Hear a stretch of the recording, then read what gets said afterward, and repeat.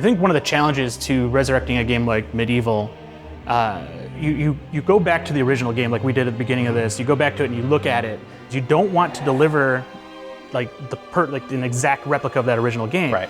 You want to deliver the game that people remember playing. And so what we want to do is, like, instead of going back and recreating that perfectly, we want to recreate what you remember about that game and what you took away from that game. Well, there's also the, I mean, we have access to the original source code, right? So, and we can see in there that they had intents to take the game even further, or they're, like there's boss battles in there that have states that just not in the final game that they were working on and then were commented out.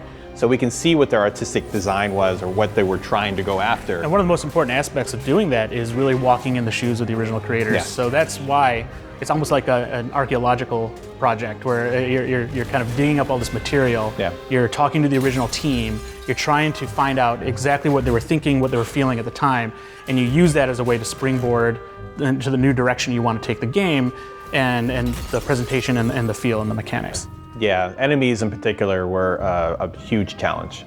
There are, 56 different enemy types, which, by today's standards, you go even large AAA games don't have that variety of characters.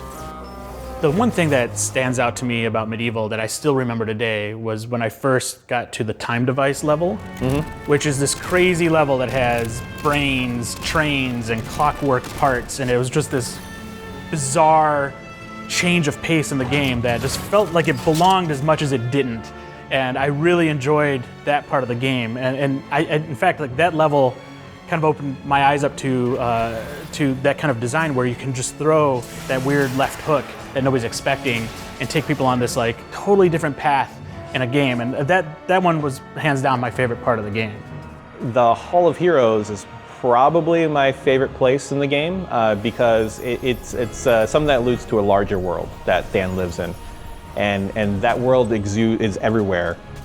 You can feel it everywhere. It's the way the characters are written, the personalities involved, and there's just a ton of charm there that makes you want to spend time in that world. And I think ultimately that's one of the reasons why it has endured for 20 years. Why people today are just such huge fans of it. Is because those characters they created. Dan is an amazing character, and all of this cast of characters of all these heroes that come from different lands, and they all have something to say about Dan and his position in the world.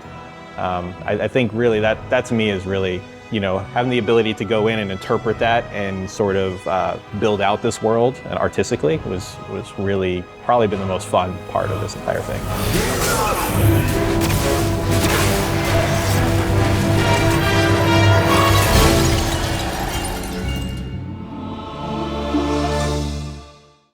For the players.